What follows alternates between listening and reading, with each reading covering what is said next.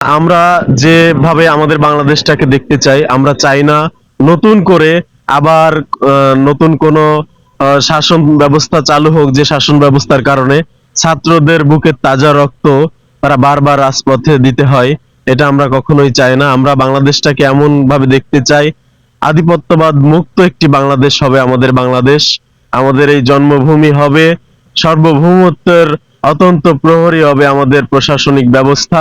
এবং আমাদের বাংলাদেশের ভূখণ্ডটা আমরা এমন ভাবে দেখতে চাই যে এখানে কোনো মানুষ জুলুমের শিকার হবে না, নির্যাতনের শিকার হবে না, গুম অত্যাচার এইগুলো আমাদের বাংলাদেশে থাকবে না। আমরা এমন একটি বাংলাদেশ দেখতে চাই।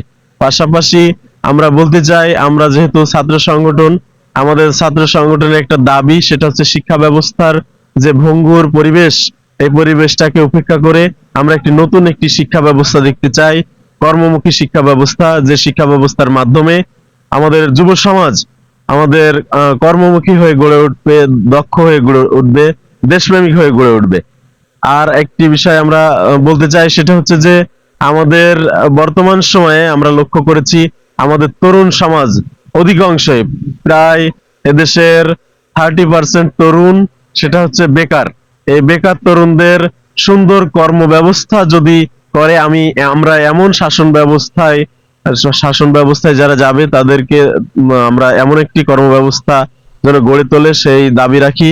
পাশাপাশি আমি যেটা বলতে চাই সেটা হচ্ছে যে আমরা দেখেছি বাংলাদেশের স্বাধীনতার পর থেকে আজ পর্যন্ত এদেশে নানান রকম শাসন ব্যবস্থা এসেছে, বিভিন্ন শাসক এসেছে, যাদের মাধ্যমে এদেশ থেকে অনেক হাজার হাজার কোটি মার্কিন ডলার এখান থেকে লুটপাট করে তারা বিদেশে পাড়ি জমিয়েছে। আমরা চাই নতুন যে শাসন ব্যবস্থা আসবে, সেই শাসন ব্যবস্থা এমন শাসন ব্যবস্থা হবে যেখানে কোনো দুর্নীতি থাকবে না, কোনো লুট থাকবে না, এমন কোন শাসকের হাতে আমরা আমাদের বাংলাদেশটাকে তুলে দিতে চাই না, যেটার কারণে আমাদের বাংলাদেশ আবার দরিদ্র দেশে পরিণত হবে হয়েছে। আমরা সেইভাবে সুশৃঙ্খলার সঙ্গে যানজট মুক্ত একটি পরিবেশে আমরা আমাদের র্যালি স্বল্প সময়ের ভিতরে শেষ করবো ইনশাআল্লাহ।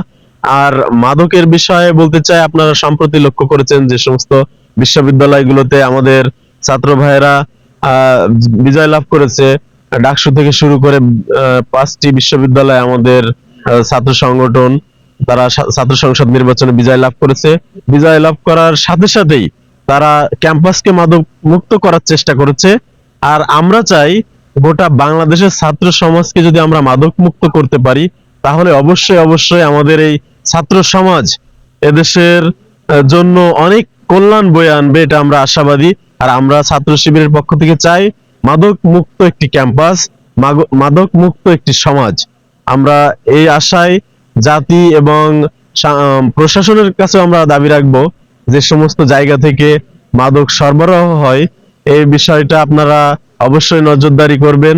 আমরা চাই না যে আপনাদের ছত্র ছায়ায় যেন থেকে কেউ এই কাজগুলো করে যেতে পারে। এই বিষয়ে আপনারা একটু নজর রাখবেন।